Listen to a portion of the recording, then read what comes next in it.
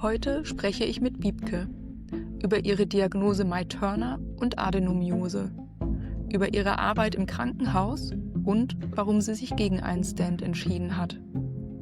Wie es ihr gelang, mit Eigenverantwortung, klaren Grenzen und viel Bewegung ihren persönlichen Weg zu finden, hörst du jetzt in der 4. Folge von Vascular Voices. Schön, dass du da bist und zuhörst.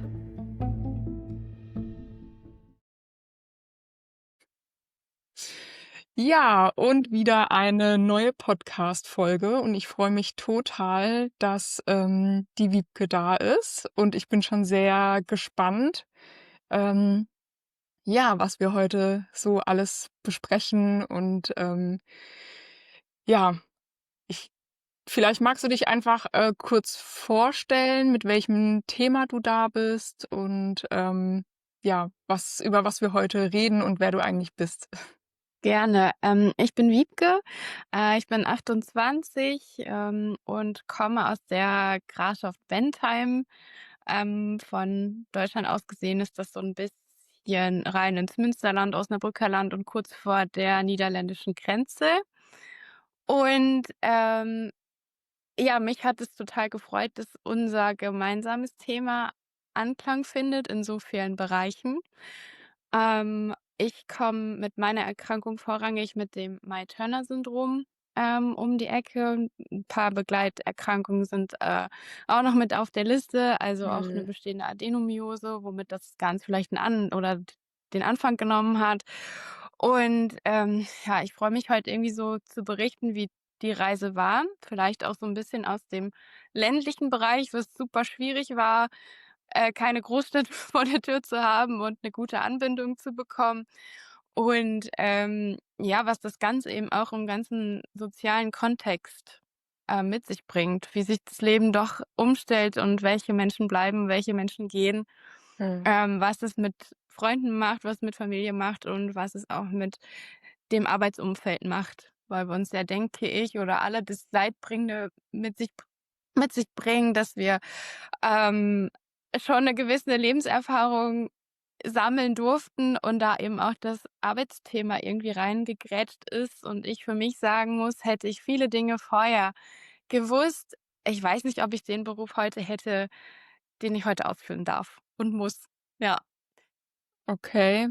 Ja, also dass halt 'ne chronische Erkrankung, ja, starken Einfluss aufs Arbeitsleben hat, nicht nur auf den Alltag, sondern vor allem beruflich, weil natürlich man arbeitet halt auch jeden Tag und man muss ja Geld verdienen. Also ich finde das Thema total, schön und spannend und auch mega, mega wichtig, weil jeder hat, glaube ich, total Struggle damit.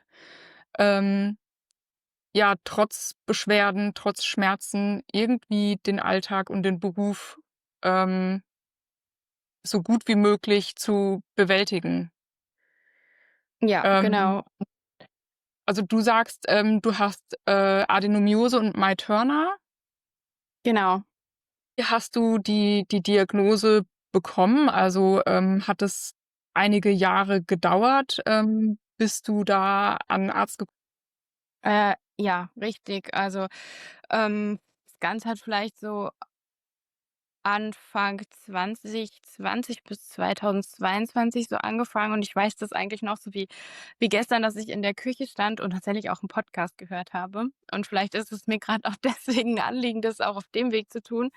Also, ich habe da so in meiner Küche rumgeschnibbelt und habe gekocht und habe 'n Podcast gehört und irgendwann fiel mir quasi so fast das Messer aus der Hand, weil ich dachte: „Was die Guten hier grad erzählen, das könnte irgendwie meine Geschichte sein.“ Und dann habe ich mich auf den Weg gemacht, war aber sehr lange auf dem Endometriose und Adenomyose, ja, in dem Krankheitsbild unterwegs. Ich Mhm. hatte vielleicht auch grad das Glück, dass zu mir vielleicht noch, dass ich, auch in der großen Medizinwelt mitarbeite. Ich immer schon irgendwie Zugang hatte zu, ähm, ja, auch Wissens teilen, also auf Bücher, auf, eben auf weiteren Podcasts, die man noch bezahlen muss. Das hat mich irgendwie alles schon interessiert und das war vielleicht am Ende auch mein größtes Glück, dass ich sagen konnte: „Okay, ich, werde jetzt irgendwie wirklich die Detektivin für mich selber und nutze das alles für mich.“ Und,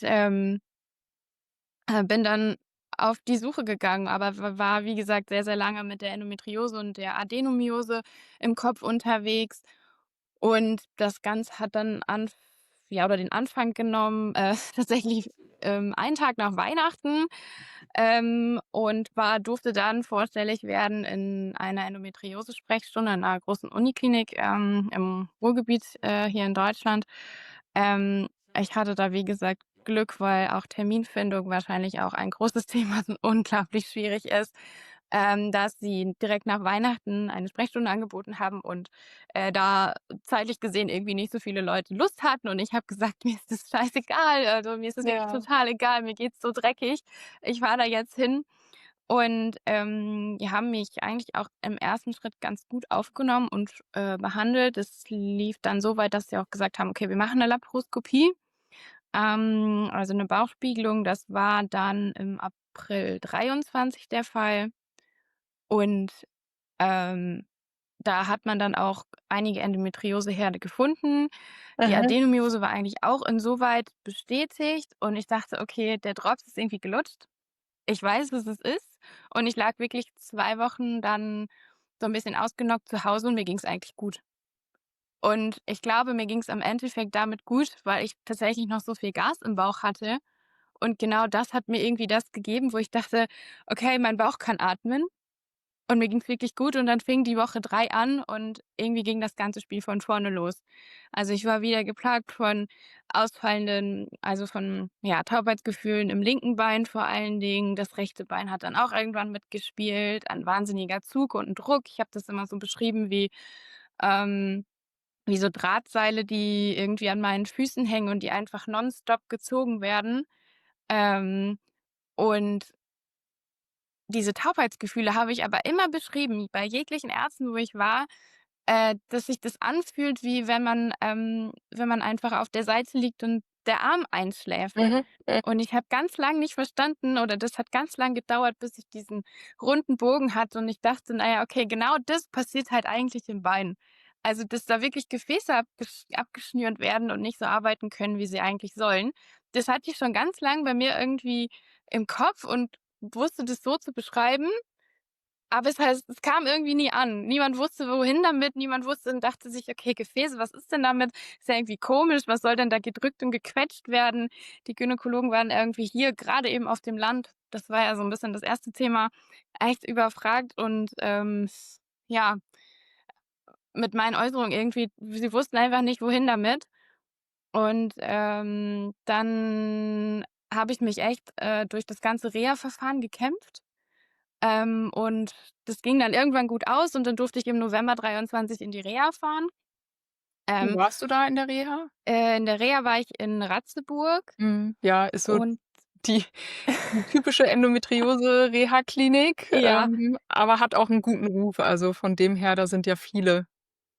genau, also mir hat die Zeit eigentlich durchweg gut getan, mal 3 Wochen Mhm. irgendwie vom Alltag zurückzutreten und vollkommenen Fokus auf, was bringe ich mit, was habe ich? Ich muss aber sagen, wir haben da als, man muss ja schon sagen, Frauengruppe, die dann da aufeinander trifft, sehr, sehr, sehr viel, miteinander gesprochen, hatten 'n Mhm. schönen Austausch, und haben uns da 'n bisschen war so 'n bisschen Hilfe zur Selbsthilfe. Ja, das Und, ist ja auch so wichtig, wenn man merkt, da sind andere und die haben die gleichen Probleme, die haben die gleichen Sachen. Ich finde es auch so wertvoll, wenn man merkt, man ist nicht alleine, da sind ganz viele und die verstehen einen. Weil oft ist es ja im Alltag so, dass man nicht unbedingt jemanden hat, der vielleicht auch die Krankheit hat, und die können das einfach nicht nachvollziehen. Und es ist schon 'n Unterschied, ob man dann sich mit jemandem austauschen kann, wo einfach alles kennt und genau weiß, wie man sich fühlt und, wie es ist, diese Schmerzen zu. ja, ja, absolut. Also genau dieser Anfangs Batzen an Erklärungen, die sind halt sofort weggefallen. Wir Ja, konnten an 'nem viel tieferen Punkt andocken und, ähm, ja. irgendwie miteinander sprechen, überlegen und, selbst wenn nur 5 von 10 da waren, das war irgendwie alles total okay und in Ordnung und jeder wusste: „Okay, wir wissen ja, wo das Problem ist und dass es heute schlechter ist als morgen oder gestern, ist völlig okay.“ Ähm, ja, und da haben wir halt irgendwie alle zusammengesessen und gebrainstormt und im Grunde genommen hatten wir aber alle auch irgendwann keinen Bock mehr. Also, wir kamen vielleicht alle aus der Reha raus und wir hatten echt Tipps gesammelt, aber jeder dachte: „Boah, ich habe irgendwie gar keine Lust, mich da jetzt weiter drum zu kümmern." Und Mhm. so war das dann bei mir auch. Also, es ging dann auch Weihnachten 23 ins Land und dann auch noch der Januar. Und dann habe ich mich so ein bisschen an 'n Gespräch zurückerinnert, wie wir da zusammensaßen und ja, dann wir uns connected haben und jemand meinte: „Ja, okay, da gibt's aber noch so 'ne Sprechstunde, die ist so 'n bisschen anders aufgestellt. Die kümmert sich auch so 'n bisschen um Nerven, Schmerzen und was das miteinander zu tun hat." Und ich dachte: „Okay, vielleicht bin ich da richtig." Tatsächlich auch in Neubrandenburg und, es ist 'ne Ecke. Es ist, wirklich 'ne Ecke zu fahren von hier aus. Ähm, Das war vielleicht auch noch bei mir so im Kopf. Ich dachte: „Oh, das sind, wie gesagt, hier vom Land aus wahnsinnige Strecken, die man für Kompetenzen fahren muss, Mhm. um sie sich, ja, mit ins Boot zu holen." Und dann habe ich mich doch überwunden an 'nem freien Nachmittag und gesagt: „Ich rufe jetzt an und ich mache mir mal 'n Termin." Und, das war dann im Mai so weit, Mai 24. Und, ich weiß halt noch ganz genau, wie ich da saß und mir gesagt wurde: „Na ja, die Endometriose ist jetzt gar nicht mehr das größte Problem." Und ich dachte mir: „Hä? Ich verstehe das jetzt nicht." Ich habe es wirklich nicht Ja. verstanden. Ich dachte mir: „Steht ja alles vorne dran, ne? Also, hä? Bin ich Mhm. denn jetzt nicht richtig?" Weil die Stimmung ist eigentlich erst so gekippt und ich dachte mir: „Ja, kann ja nicht, ne? Jetzt fange ich halt wieder die 650 Kilometer zurück, unvollrichteter Dinge." Ähm, na ja, und, dann ging das Gespräch aber wirklich super weiter und, ich wurde auch super mit ins Boot geholt, habe halt auch direkt gesagt, na ja, ich komme halt, also, ich kenne so 'n bisschen diesen Krankenhausalltag auch von der anderen Seite. Und, dann habe ich halt wirklich, ja, im wahrsten Sinne des Wortes schwarz auf weiß gesehen, was denn nicht stimmt. Also, auf einmal waren die Gefäße im Vordergrund und, ähm, man kam halt wirklich mit Messreihen und Daten um die Ecke und ich konnte das nachvollziehen, dass bestimmte Venen nicht so gut versorgen, wie sie eigentlich müssten. Und ich dachte: „Okay, das bin ich. Also, das ist das Problem." Und ich darf das grade selber sehen und es war sehr, sehr viel in diesem einen Augenblick. Aber das hat die Welt irgendwie wieder, also, der Welt hat's oder meiner Welt, meiner Krankheitswelt vielleicht, hat's auf einmal so 'n Sinn ergeben. Und, ich konnte das damit auch in ganz andere Worte fassen und ganz anders für mich selber, ähm, wahrnehmen und, ja, durfte dann auch am nächsten Tag direkt bleiben und auch operiert werden. Also, da hat man dann noch mal in meinen Bauch geguckt und hat, dann auch die wahnsinnigen Gefäßstränge gesehen, die sich der Körper quasi schon oder mein Körper gesucht hat, um dem Ganzen aus dem Weg zu gehen, um irgend 'ne Versorgung halt auch stattfinden zu lassen. Mhm. Und, ja, ich bin aufgewacht und dachte: „Okay, das ist jetzt irgendwie was ich anfassen kann, was ich, mitnehmen kann, was jetzt 'n Teil von mir ist, ähm, und was es mir auch weiterhin irgendwie möglich macht, damit besser umzugehen." Ähm, ja, das war schon echt irgendwie 'n erleuchtender Moment und, für mich hat sich die Welt wieder so 'n bisschen ins Reine gerückt. Ähm, aber die soziale Komponente, da habe ich dann wirklich nicht auf so viel, Widerworte oder auf, ja, teilweise, ähm, nicht verstehen wollen geguckt. Also, das war wirklich, also, für mich war es irgendwie fein. Für mich dachte ich: „Okay, ich habe irgendwie Handlungsstränge an der Hand."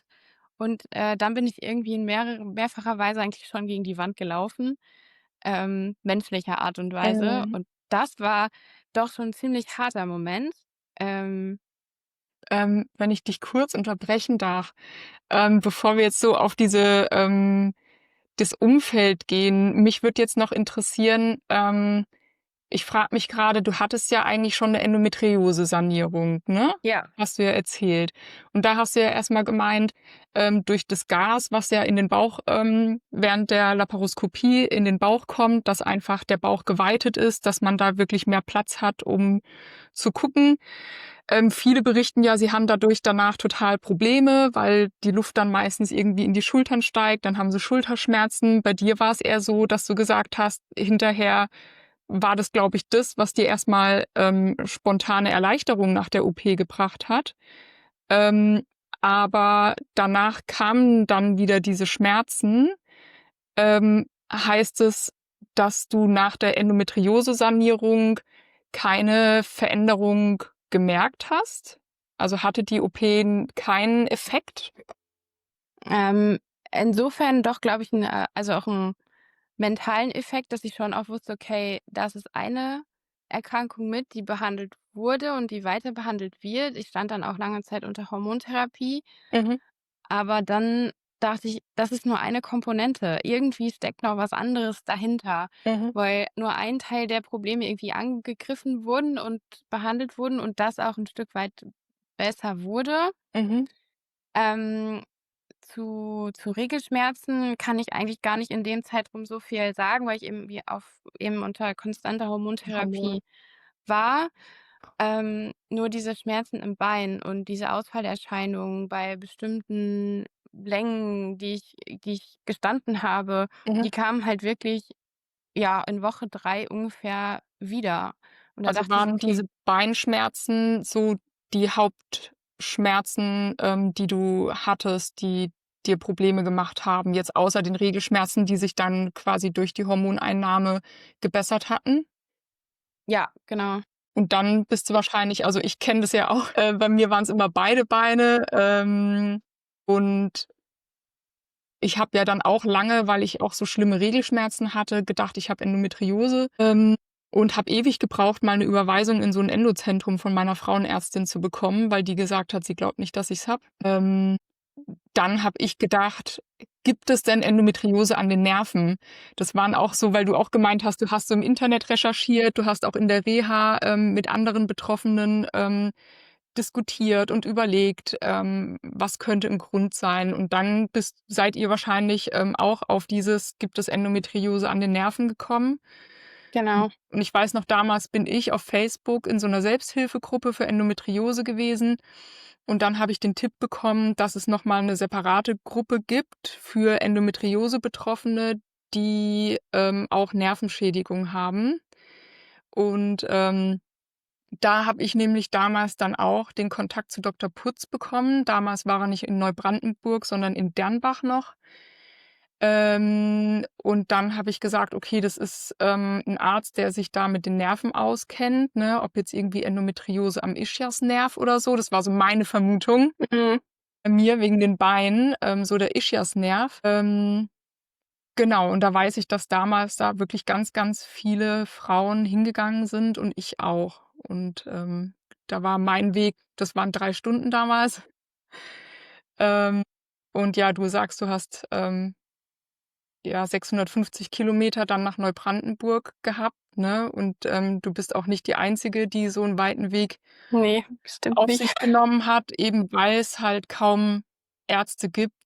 Also, es gibt viele, die sich mittlerweile Gott sei Dank mit Endometriose auskennen, ähm, aber dass da 'ne Nervenbeteiligung halt eben stattfindet, ne, da beschäftigen sich doch recht wenige damit und dann fährt man halt so weite Strecken auch, ne, ja, weil man da verzweifelt ist. Also, ich bin dann auch, als der nach Neubrandenburg hoch ist, da ist nämlich meine Laparoskopie ist ins Wasser gefallen.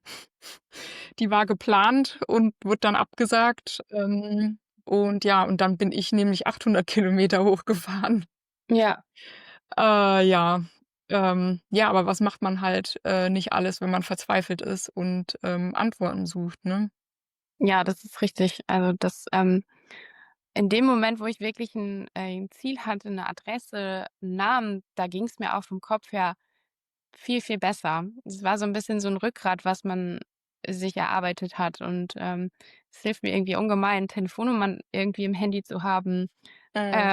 und, äh, ja, oder Texte im Rücken zu haben, wo ich weiß, ich muss nicht immer meine eigene Stimme benutzen. Es hilft ungemein, aber manchmal ist man in Situationen, wo man's nicht kann und es hilft wirklich, ja, sich da das Rückgrat zu erarbeiten und zu sagen: „Okay, hier steht das, genau das habe ich. Ich habe grad nicht die eigene Kraft, meine eigenen Worte zu nutzen, aber wenn's dich interessiert, dann lies das doch mal nach.“ Ähm ja, oder wie gesagt, für sich selber eben, zu wissen, da sind Menschen, die kennen sich aus, die helfen und die sind sogar noch ganz nett.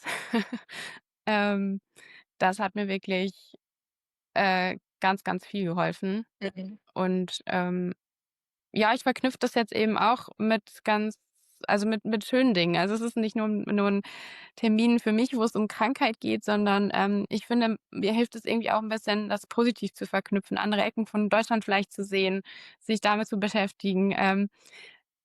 Dass es eben nicht nur ich, die sich mit der Krankheit beschäftigen muss, sondern das bin auch ich, die andere Ecken erfahren darf, die neue Leute kennenlernen darf, was es mir anders vielleicht nicht ermöglicht hätte.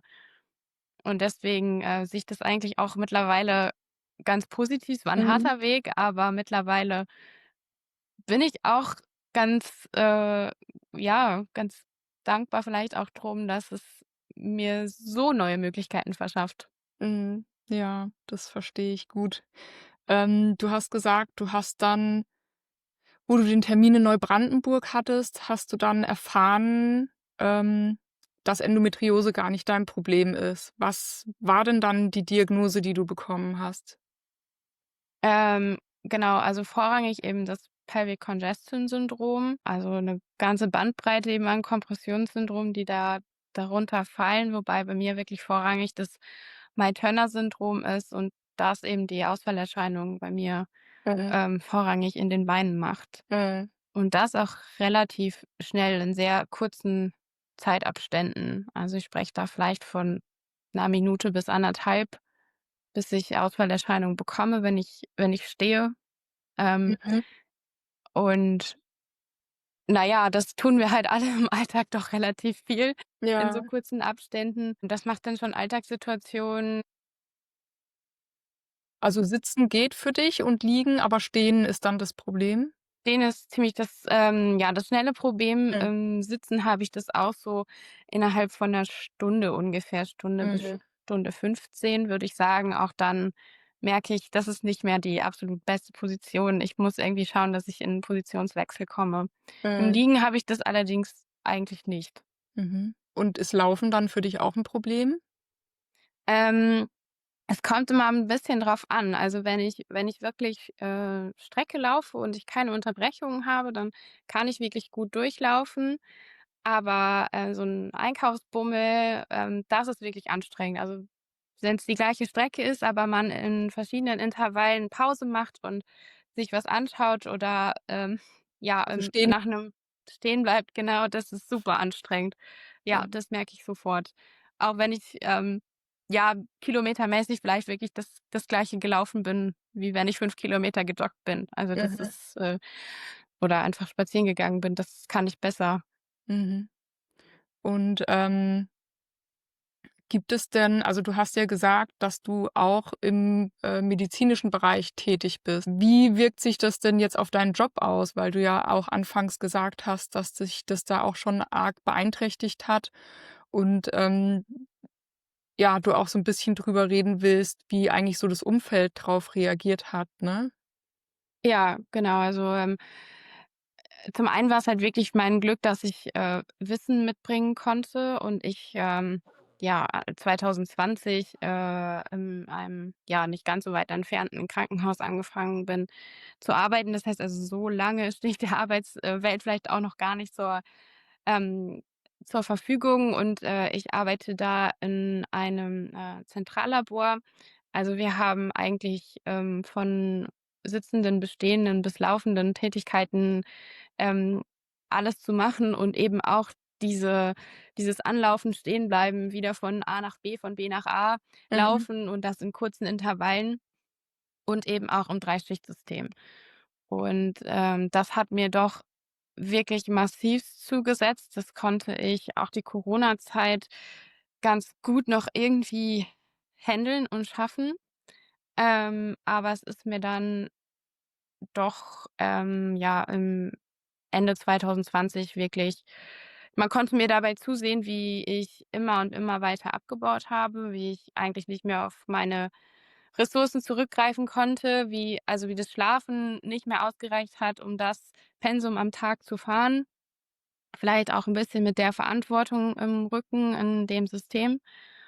Und, es ist dann wirklich damit geendet, dass ich, im Oktober 2022 im Prinzip meinen letzten Arbeitstag hatte und das, ja, 23 wirklich komplett zu Hause verbracht habe. Also, da ging nichts mehr. Da Mhm, musste ich mich, von sehr weit unten wieder 'n Stück weit auf 'n Mittelmaß kämpfen. Ganz oben bin ich mit Sicherheit auch noch nicht.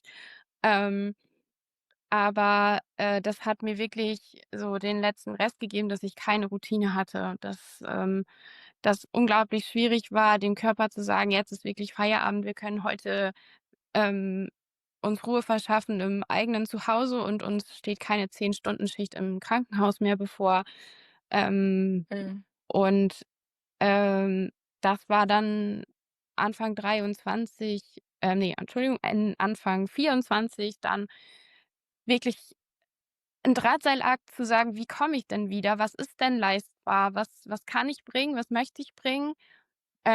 Und wie geht's meinem Arbeitskontext damit auch gut?“ Und, ähm, jetzt haben wir quasi die Lösung gefunden, dass ich, erst mal aus den Nachtdiensten raus bin, was mir unglaublich viel Freiheit gibt, ja, was meinem Körper wirklich sagt: „Okay, bis 20 Uhr ist die maximale Arbeitszeit und danach können wir nach Hause, danach können wir runterfahren mhm, und am nächsten Tag geht's erst mal weiter.“ Das hat mir wirklich viel geholfen. Das hilft mir weiterhin. Aber der Weg dahin, der war schon durchaus, schwierig. Ich war somit die Erste, die das so ein bisschen mit durchgekämpft hat. Dann komme ich natürlich auch mit 'nem gewissen jüngeren Alter um die Ecke, die auf einmal, ja, Krankheitsmerkmale mit sich bringt, die nicht verschwinden, die 'n Jahr gebraucht haben, um's rauszufinden: „Was ist das denn?“ mhm, Und, genau, ich war halt wieder just da und dann hatte ich den Termin in Neubrandenburg und war wieder, für 'ne längere Zeit außer Gefecht gesetzt und es kamen immer auf meinen Kopf immer weitere, Dinge zu, die man mit mir assoziiert hat. Irgendwie nichts, was man so richtig greifen konnte, nichts, was, sich, ja, positiv mit mir irgendwie verbinden ließ, dass man auf mich bauen konnte, dass ich irgendwie verlässlich da bin in 'nem System, was laufen muss. mhm. Ähm, Also, du ja, und hast dann oft habe ich halt noch gefehlt. quasi Also, du hast wahrscheinlich dann auch genau, und dann immer für längere Intervalle. Also, ein Jahr komplett raus und dann noch mal die große OP, im Mai 24, wo dann ja wirklich erst da eindeutig klar war, was es ist und den restlichen Zeitraum davor, das war immer schwammig. Das kann ich auch eigentlich niemandem selber irgendwie vorwerfen, weil ich selber mhm, nie irgendwie sagen konnte: „Ich kann dir diese Diagnose sagen.“ Ich konnte immer nur sagen: „So fühlt sich das an, da stimmt mhm. irgendwas nicht.“ Ja, Aber man was hat ist es? nix schwarz auf weiß, ne, wo man sagt: „Ich habe diese Krankheit“, wie wenn man sagt, was weiß ich, ich habe es gibt ja viele chronische Erkrankungen, ne, und viele sind auch, bekannt und wenn man das sagt, dann hat man eigentlich von außen direkt dann, auch irgendwo Verständnis, und die Leute sagen: „Ah ja, oh Gott, ne, schlimm, dass du diese Erkrankung hast.“ Aber ja, wenn man keine Diagnose hat, wenn man von außen nicht sichtbar ist, man sieht ja ganz normal aus, Ja. dann ist es für das Umfeld super schwer zu verstehen, dass diese Person dauerhaft krank ist, ne?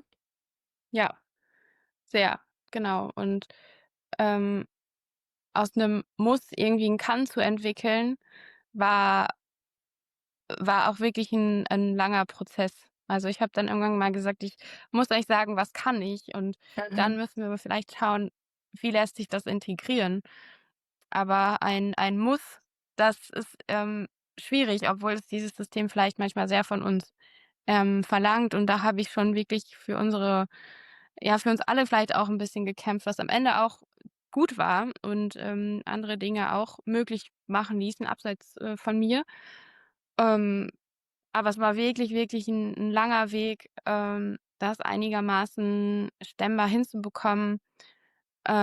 Und ich habe jetzt tatsächlich, ja, so 'n paar Sachen einfach bei mir liegen, wenn ich mal nicht weiter weiß, was ich nicht wenn ich mal keine eigenen Worte habe, dann ziehe ich wirklich mal 'n paar Zettel raus und sage: „Hier so, wenn's dich wirklich interessiert, dann schau da drauf und dann weißt du, was ich habe.“ Wenn das mal so 'n bisschen in Vergessenheit gerät oder warum manche Dinge vielleicht nicht funktionieren. mhm, Ähm, und ja, ich habe vielleicht aber nicht damit gerechnet, dass ich das in dem Umfeld tun muss.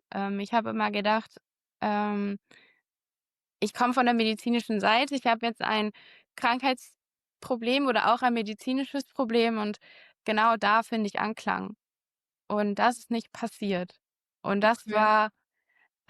das war wirklich, wirklich schwer. Ich habe immer gedacht, wir kümmern uns den ganzen Tag um kranke Menschen und jetzt ist jemand Krankes bei euch mit drin und das sind ganz verschiedene Maße, mit denen gerade gemessen wird, mit wie Mhm. man mit Menschen umgeht. Und das war wirklich, wirklich viel Kampf, teilweise auch viel Tränen. Das war schon wirklich schwierig, was am Ende also, der Kampf hat sich durchaus gelohnt, ähm, aber es war schon echt 'n harter und 'n steiniger Weg, zu dem, was man selbst verarbeiten musste, selbst wiedergekommen ist. Also, natürlich auch man selber dastand und dachte: „Ich werde eigentlich nie wieder richtig fit und gesund.“ Mhm. Und, jetzt muss ich auch noch so viel dafür kämpfen, dass andere auch so sehen eigentlich in 'nem System, wo wir uns um eben solche Menschen kümmern. Mhm. Ähm, Jetzt sagst du, du hast, lange kämpfen müssen. Ähm, um was hast du eigentlich kämpfen müssen? Um deinen Arbeitsplatz? Also, war der gefährdet? Ähm, oder hast du kämpfen müssen, um gemeinsam mit dem Arbeitgeber 'ne Lösung zu finden? Oder was kann man sich da konkret drunter vorstellen? Und, hattest du irgendwie Unterstützung oder warst du total auf dich alleine gestellt? Wie sind deine Kollegen damit umgegangen? War eher das Schwierige der Umgang mit den Kollegen, oder eher mit den Führungskräften, die über dir waren? Genau, das große Problem war eigentlich 'n Arbeitsumfeld zu schaffen, was leistbar ist. Also, eben zu schauen: „Okay, was gibt mein Zyklus vielleicht auch her?“ Das ist, auch noch 'n Moment gewesen, der mir halt Stabilität gebracht hat, wenn ich mein Arbeitsumfeld eben zwischen 'ner Arbeitszeit zwischen 5:45 und 20 Uhr lege, also aus den Nachtdiensten erst mal, ja, herausgenommen werde. Mhm. Das war schon Ähm, schwierig? genau, das war so Mhm. mit das Hauptproblem, Okay. was schwierig war umzusetzen, und auch die Wege, die man gehen muss. Also, ich glaube, nur wenn man 'ne Krankheit hat, hat man noch lang nicht die Bürokratie verstanden. Mhm. Das ist, auch noch mal 'n großer Punkt, der abzuarbeiten irgendwie ist, die richtigen Schritte einzuleiten, ähm, und diese Schritte dann gegangen zu sein von wirklich, betriebsärztlicher Seite oder arbeitsmedizinischen Diensten, wo man sich irgendwie vorstellen muss, auch da sagen Mhm. muss: „Was hat man denn eigentlich?“ Und mindestens, Viertelstunde, 20 Minuten dahin gehen, um wirklich zu erklären, was man hat und trotzdem zu sagen: „Na ja, also, das habe ich jetzt auch irgendwie nicht so ganz verstanden und so schlimm scheint es doch eigentlich alles gar nicht zu sein und dass Sie nicht in den Nachtdiensten arbeiten zu können, das ist ja auch irgendwie komisch.“ Ah. Ähm, ja, es war schon 'n langer Weg und das habe ich dann trotz dessen auch geschafft, dass es auf gute Beine gestellt worden ist, aber das dann auch so gut wie möglich in 'nem Kollegenkreis, ähm, beizubringen und verständlich zu machen. Mhm. Ich muss sagen, von Führungsebene habe ich da eigentlich immer 'n gutes Gefühl gehabt, aber 'nem Kollegengefüge das so gut wie möglich irgendwie beizubringen und, ähm verständlich zu machen war 'n Weg und, ja, der war nicht immer einfach und der war auch für mich nicht immer einfach gut zu kommunizieren. Da habe ich bestimmt auch nicht immer alles richtig gemacht.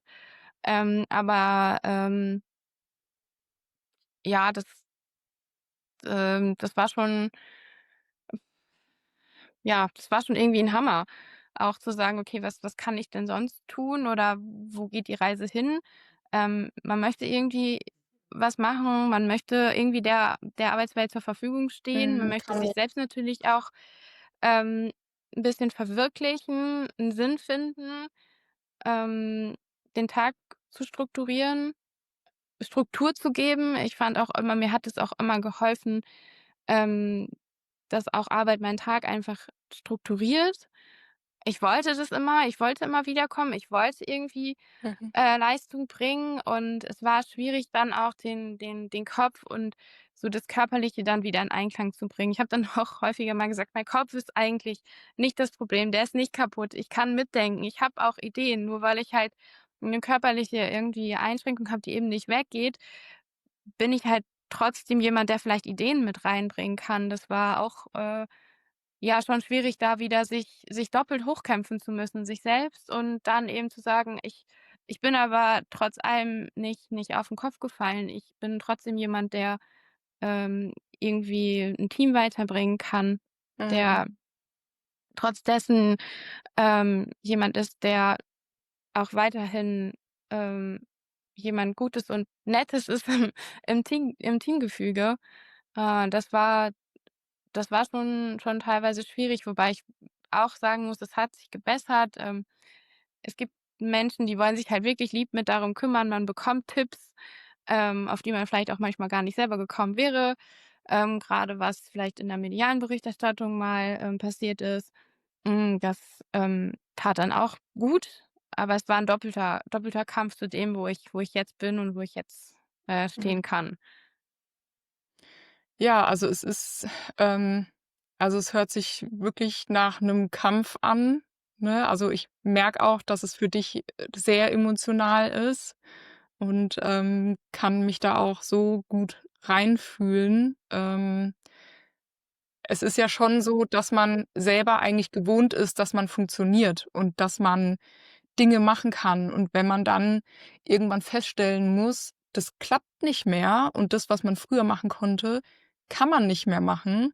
Und grade wenn man halt so jung ist, hat man ja auch selber den Anspruch an sich. Also, nicht nur Außenstehende, die den Anspruch haben, dass man gewisse Dinge tun kann in 'nem gewissen Alter, sondern man denkt es ja auch über sich.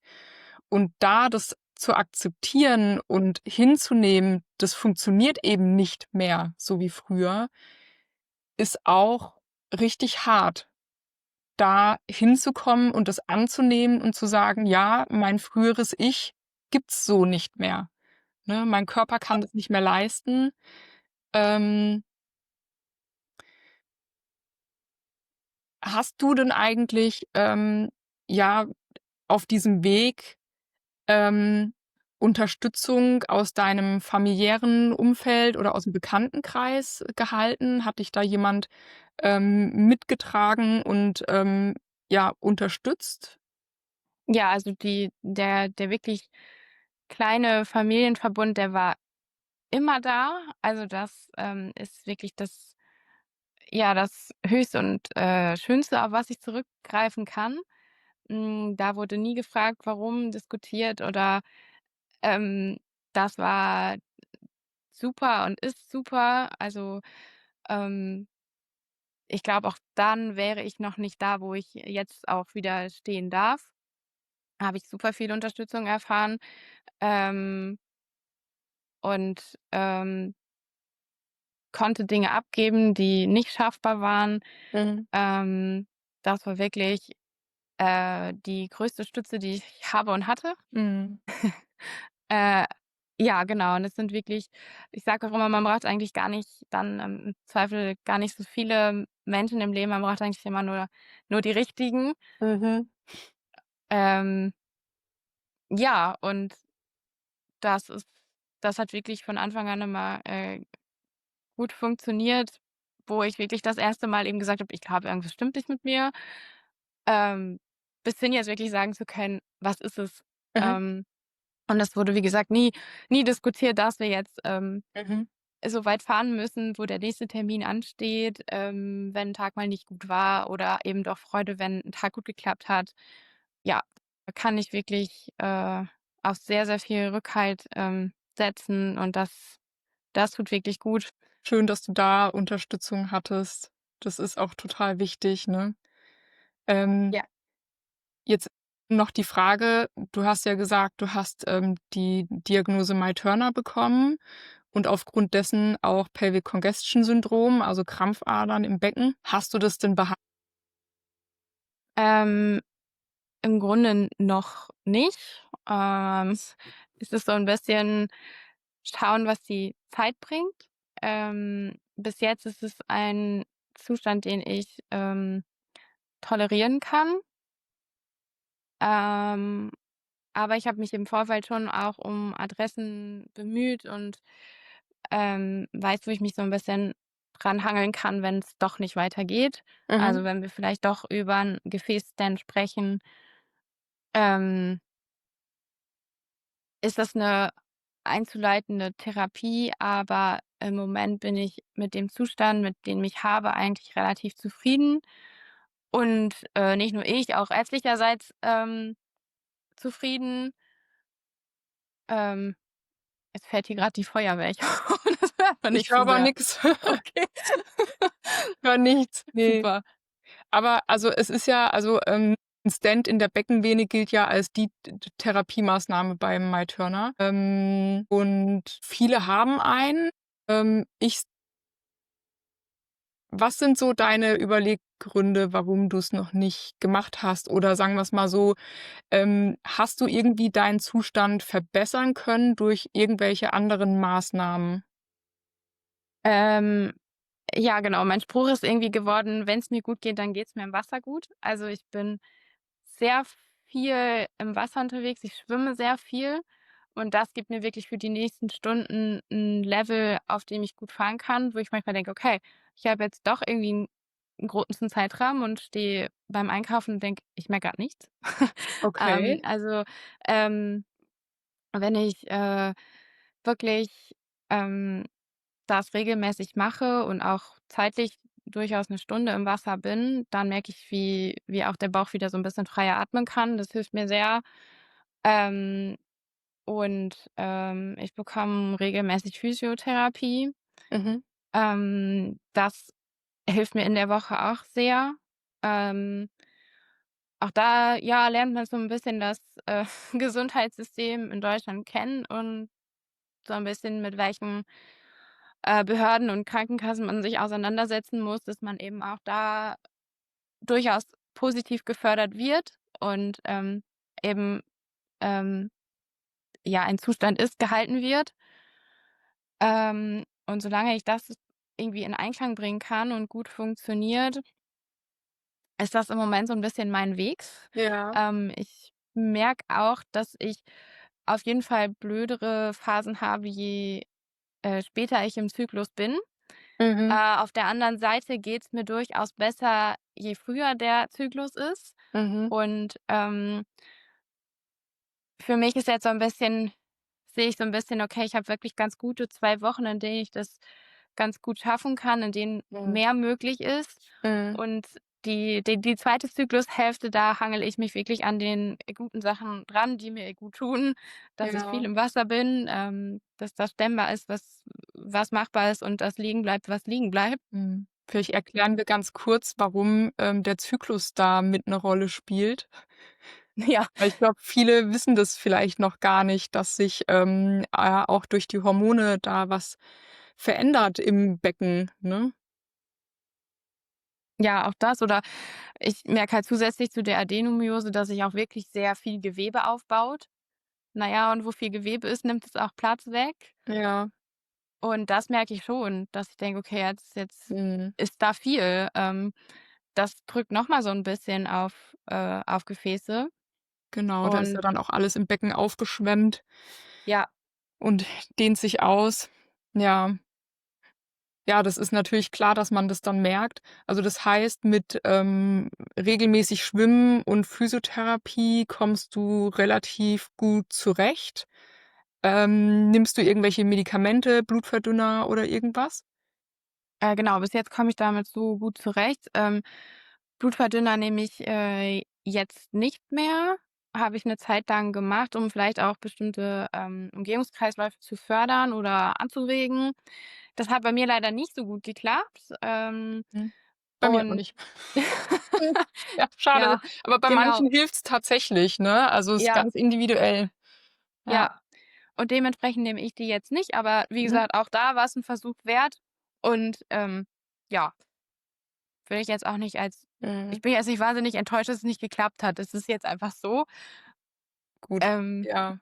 und, sonst natürlich, ich stehe jetzt unter keiner Hormontherapie. Ich, habe meinen Zyklus in gewisser Weise so im Blick und ja, ganz gut im Griff. Mhm. Ähm, und stehe dann aber, wenn ich meine Tage habe, unter schon, viel Schmerzmitteln. Ja, das, läuft auf jeden Mhm. Das heißt, du gehst dann auch arbeiten? Also, das heißt, auch wenn du deine, Periode hast und die ja wirklich sehr schmerzhaft ist mit Adenomiose, ähm, nimmst du Schmerzmittel, also, musst du Schmerzmittel nehmen, ne, um das überhaupt auszuhalten? Ich kenne das, bei mir geht's auch absolut nicht ohne. Ähm, und gehst du dann trotzdem arbeiten oder ich kannst du zu Hause bleiben dann in der Zeit, wo es so schlimm ist? genau, ich glaube, mein größter Satz ist wirklich auch mit: „Ich nehme mich selbst ernst und wenn das nicht funktioniert, dann funktioniert es nicht. Dann melde ich mich und dann ist es auch in Ordnung und okay.“ Mhm. Das war auch 'n Prozess, weil es nicht nur mein Bereich, aber oftmals haben wir, glaube ich, wirklich den Gedanken im Kopf, ja, das muss funktionieren. Ohne mich Mhm. klappt halt vielleicht jetzt grade nicht so viel oder nicht alles, Ja, was geschafft werden muss. Aber, der Satz ist in den Hintergrund gerückt und wenn ich wirklich morgens merke, es geht nicht, dann nehme ich mich selber ernst und ja. sage: „Heute funktioniert's nicht.“ Es gab aber auch schon Zyklusphase, wo ich dachte: „Okay, es ist okay.“ Mhm. Ähm, Ich kann auch irgendwie gar nicht genau sagen, woran's dann manchmal auch liegt und wo nicht. Im Sommer hatte ich fast das Gefühl, es ist noch 'n bisschen schlimmer, wenn's wirklich richtig warm ist und heiß ist. Ähm, aber im Winter hatte ich durchaus schon mal Tage dabei, wo ich dachte: „Okay, es ist okay.“ Mhm. Ähm, und dann war's auch schaffbar und machbar. Mhm. Warum wolltest Dent? Ja, so 'n bisschen hat mich der Gedanke abgeschreckt, dass, der mein Leben lang eben in mir drin bleibt und Mhm. regelmäßige Kontrollen verlangt, was ja auch gut ist, aber das hat mich schon der Gedanke erst mal 'n bisschen zurückfahren lassen, und auch der Gedanke, dass ja wahrscheinlich bei uns, Betroffenen doch 'ne gewisse Bindegewebs Schwäche. Schwäche vorliegt und die in Anführungsstrichen Gefahr des Wanderns dieses Stents doch vorliegt. Das waren so meine 2 Hauptkomponenten, wo ich gesagt habe, ich versuche es konservativ Mhm. bis zu 'nem Punkt, wo man vielleicht noch mal neu überlegt. Aber bislang fahre ich mit den konservativen Maßnahmen in 'nem gewissen Rahmen, der mir wirklich, hilft. Ja. Ja. Ja, es ist ja auch von den Ärzten eigentlich immer die Empfehlung, erst mal alles Konservative auszuschöpfen, ne, bevor man 'n, operativen Eingriff macht. Und ja, bei 'nem Stent, der bleibt halt 'n Leben lang drin, ne? Und, ähm, den Stand, den ich habe, ist, dass, Stents, gut, also, dass es da viele Studien gibt bezüglich Stents in Arterien, aber Stents in Venen, da gibt's eigentlich kaum irgendwelche Langzeitstudien, was eigentlich, ja, da mit dem Stent im Körper passiert, wenn dann mal der 10 Jahre oder 20 Jahre da drin ist. Ähm, weil ich habe mich natürlich auch damit beschäftigt, und mir Gedanken gemacht und, habe da auch so ähm, auf der einen Seite kenne ich welche, denen hat's richtig gut geholfen, ne?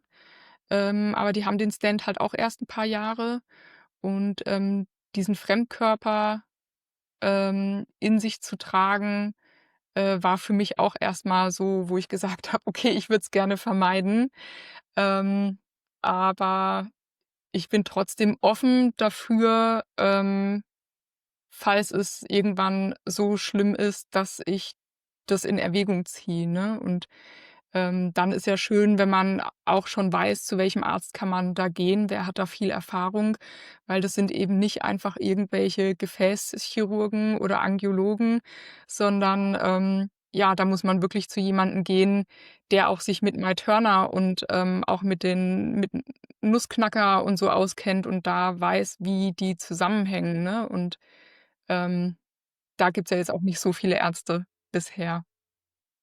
Ne, richtig. Genau.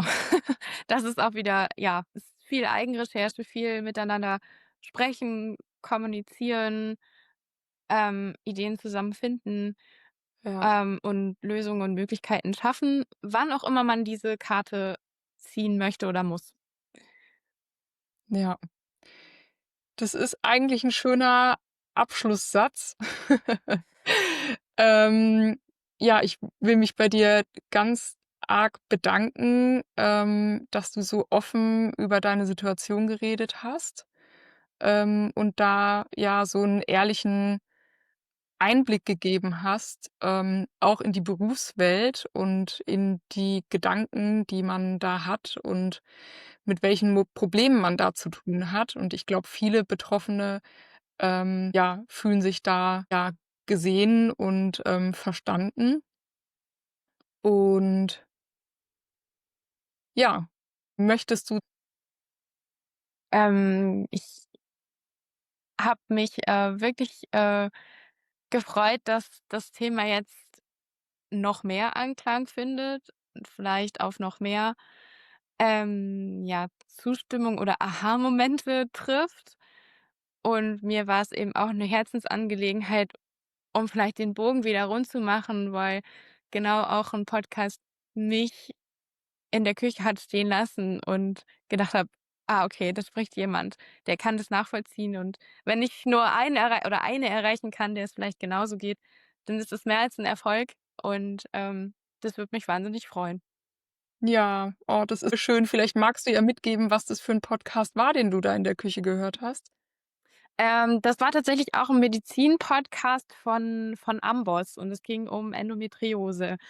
Wie gesagt, der ist jetzt auch schon fast 3 Jahre alt, den müsste ich auch noch mal raussuchen, aber der ist auch frei hörbar. Es gibt ja auch, zum Glück immer mehr, die sich damit Ja, auch mit ja. beschäftigen. Aber dass jetzt eben auch die Gefäßkompressionsgeschichten in so vielerlei Hinsicht, mit ins Boot geholt werden, die vielleicht sich alle irgendwo ergänzen und irgendwo, sich in der Mitte treffen Mhm. und, ähm, ja, das alles 'n rundes Bild ergibt, ist einfach unfassbar wichtig und ich freue mich, dass es jetzt diesen Podcast gibt und da viel gesammelt wird, viel ausgetauscht werden kann. Ähm, ja, und ganz viel Wissen vermittelt wird und ganz viel Emotionen vermutlich auch. Ja, Ähm, ja, das tut unglaublich gut. Das tat auch mir oder tut mir auch gut, noch mal darüber zu sprechen. Arbeitet das arbeitet in einem selber dann noch mal auf 'ne sehr positive Art und Weise. Ähm, ja, deswegen vielleicht kann ich auch den einen oder anderen animieren, sich auch zu melden mit, ähm, seinen, ja, Themen, die man mit sich trägt, die man mal besprechen möchte, Anregungen schaffen möchte. Das lohnt sich auf jeden Fall. ja, vielen, vielen Dank und, total schön, dass du 'n Teil davon bist. Ja, auch sehr. So, das war's für heute. Schön, dass du bis zum Ende zugehört hast. Bitte bedenke, dass alle besprochenen Behandlungen und Therapien keine Empfehlung sind, sondern von dir selbst gut durchdacht und recherchiert werden sollten. Es gibt bisher nicht die eine Lösung. Wir stehen noch am Anfang und jeder Krankheitsverlauf ist individuell und sehr komplex. Wenn du dich näher informieren möchtest, dann schau auf der Instagram-Seite von Vascular Voices vorbei. Dort gibt es wöchentlich Beiträge zu den Gefäßkompressionen. Ich hoffe, dir hat die Folge gefallen. Wenn du magst, kannst du unten ins Kommentarfeld schreiben, wie du sie fandest oder den Podcast mit Sternen bewerten. Damit hilfst du selbst aktiv mit, die Krankheit bekannter zu machen. Denn glaub mir, du bist nicht allein. Wir sind ganz viele.